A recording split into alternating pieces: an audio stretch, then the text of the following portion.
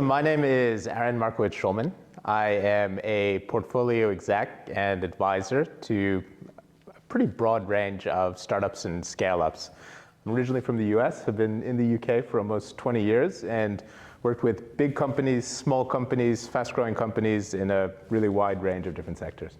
Aaron, can you walk us through the different roles that you play as a fractional CFO and COO with the different startups that you work with? Yeah, so I think being a fractional CFO is a really interesting and kind of intriguing position because it's slightly different than being a full-time employee because you're coming in fresh and you're able to have, I think, a lot of really candid conversations without necessarily the kind of agendas and politics that come into any sort of full-time collegial relationship. So that's one of the things that I find really refreshing is you're able to bring an outside perspective. And you're able to have really honest conversations with founders in a way that's a little bit different to the kind of day-to-day employer-employee dynamics that they have, or with board members or investors. And you can kind of think collaboratively about how you manage all of these different stakeholders. Yeah. What can founders expect in the first few weeks of a new CFO assignment? Yeah, so that's easy. That is loads and loads of questions. So, I see it as my responsibility for myself and to help the business to understand as much as I can as quickly as possible. And so I really, it's like pulling on a loose thread. So I'll keep asking questions until I can understand how it works. I'll often come back to a founder and say, okay, so from what you've told me, I understand that this revenue line is made of 1, 2, 3, and this is what our customers are looking for. And sometimes I get, oh, no, you haven't got it. And then we can go back in and I can get to grips with it again. And I think that does two things which are really important. The first one is that it gives me the ability to start explaining the business to other people, which means I have a good understanding of it and in a way to think about it and develop the common language. It could be for the pitch or whoever we need to present it to. And I think that also starts to uncover potential weaknesses or holes or opportunities to fix things in the business. And in fact, whenever I hire somebody new into my team or into a company, it's the first thing I always say is, please question everything, ask, because I don't know what my blind spots are. Nobody knows what their blind spots are. And it's really a privilege to have somebody come in who can help expose those and help you to understand the business better. What are the main challenges that you're hearing from founders going into this new year? Yeah, I think being a founder is really hard.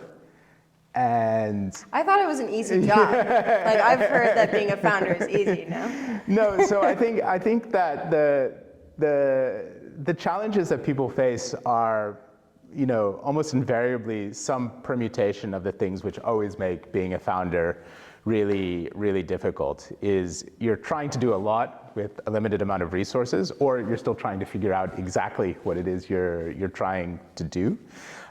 You've got the challenges of managing a growing business in a way that, even if you've been a successful founder, it's always different, and you're trying to balance that out. Raising money, even in a bull market or when there's tons of liquidity, is still not easy, and it's still really, really grueling, and that kind of gets exacerbated when conditions are a little bit tighter. And on top of that, we have all of these, different exogenous shocks that come up: COVID, recession, Brexit. So I think, in a way, that kind of combination of events is comforting in the sense that it's always challenging and it's supposed to be. And it's then how you pick them off and navigate across and set the priorities to start bringing progress and clarity to what the company is trying to do. What are the startups missing when nobody in the business comes from a finance or strategic background? Yeah, that's a really good question. So I think, it's really easy to lump finance in as being about numbers or being about burn rate or being about raise or whatever it is. The way I approach it is that finance is a lens that lets you measure a business's progress or set priorities, and it gives like a really common understanding to how you can think about things and how you can think about growth. So I think one of the things that a good CFO or a strategic person coming into a business does is they're able to provide a really good sparring partner to the founder and to the rest of the exec team and say, okay, well, it's a good assumption, but what about this? How do we think about that? And that's something that's really important and is a useful dynamic to cultivate, because what I find is that it's through those interactions that you can start to get to better answers and really start to make the decisions that are going to take the business forward. I think the other thing is, the ability to set KPIs and a baseline and an understanding, and fundamentally finance in that respect can be used as a framework to evaluate decisions. So should we do this? Well, it means that we can't afford to do that. Or should we do both of these things? How does that impact, what sort of growth we're going to be looking at, or what our fundraising strategy is going to be, and sort of setting the parameters to have the discussion in that respect as well.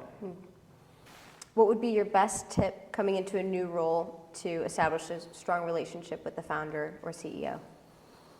I think it's really important to understand the dynamic of the business that you're coming into and the way that the founder you're working with or the team that you're working with likes to communicate. So of course, I'll bring ideas, I'll bring an agenda, I'll bring a way of thinking about things, but that's lost if we're not working really quickly early on in a way that communication is going to be fluid. So I'll often say to founders, okay, so for sure I'm going to ask you loads of questions and really get in the details of trying to understand things.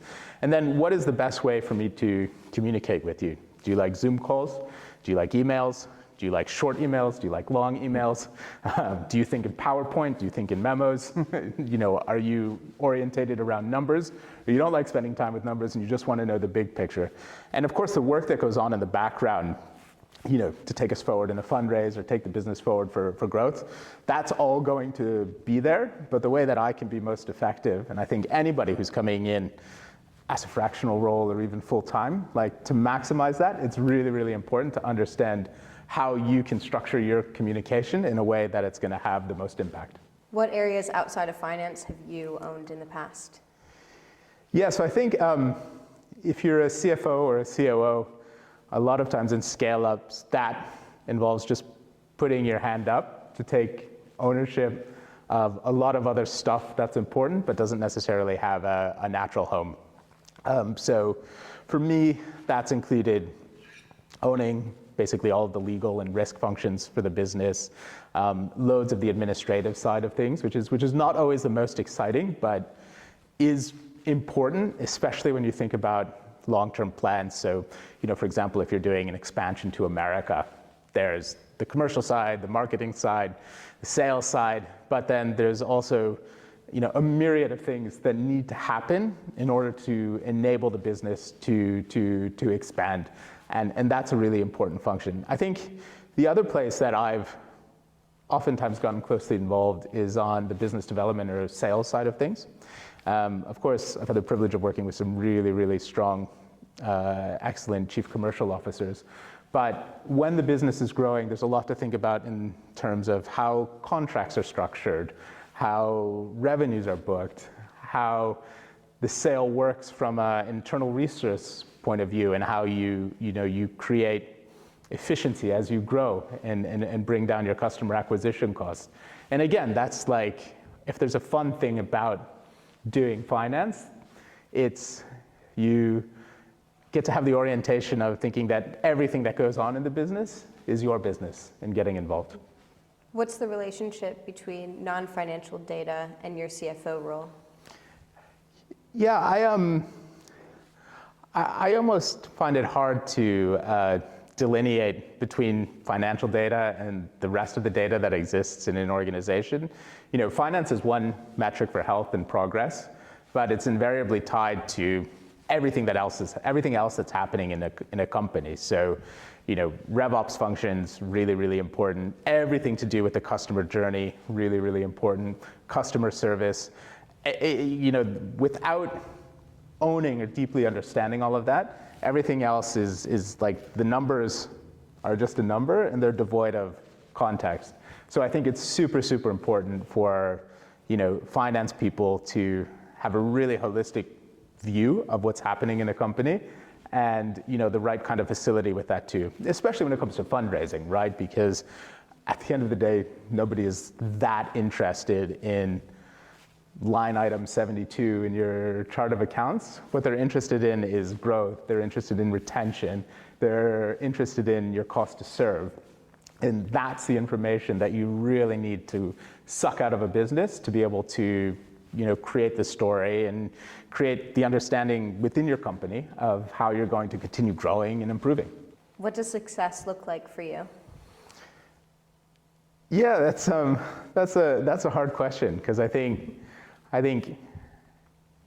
especially in the CFO role, the orientation is often one of what still needs to be improved or what else we need to fix or what we can do better next time.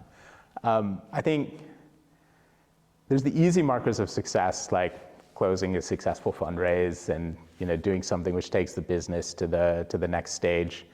But I think it's really being able to see like a history of progress and evolution and continuous improvement. And, at the end of an engagement, being able to focus on bigger and more interesting questions than you were looking at the beginning. Why would you recommend to go with a fractional CFO versus a full-time CFO? Yeah, I think there's different answers at different stages for businesses, right? I think oftentimes if you're getting a fractional CFO, you can potentially afford somebody who has a little bit more experience.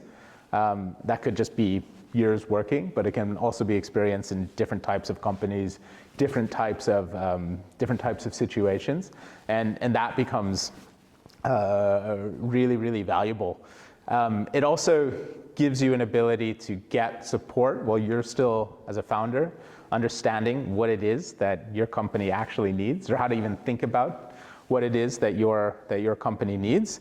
And it lets you optimize resource, right? So I can promise you, hiring me to compile your management accounts, it's not really what I do, and it's not a great use of my time. But sitting together, working on the investor narrative, putting together a pitch, thinking about how we approach the market, that's what really excites me. And then, we can work together and say, here's what we need to do to elevate the finance function. Let's get the right resource in place so that, our time together is really efficient. Aaron, why do you want to join C-Suite as a service? Yeah, so when I heard about this from Xanda, I thought it was a super interesting idea for a couple of reasons. The first one is I've had really good experience in using retainer-based contractors, particularly in like the legal sector and the people sector in the past. And I see that's a really effective way of working. The second thing that I thought was really exciting is that, you guys are building a pool of talent and a pool of people who are going to have the opportunity to work with each other. And, connecting it to my world when it comes especially to fundraising, there's so much work that goes into understanding all of these other processes in the business. So the idea of being able to, collaborate with you the third time on looking at the revenue function and saying, yes, I know how Gabrielle's going to work, and I know exactly how this business is going to think about that. I think it creates a lot of efficiency, for one. I think it creates a lot of, it's more fun and it's more pleasant because you've got these existing relationships and you can riff off of each other and build on things.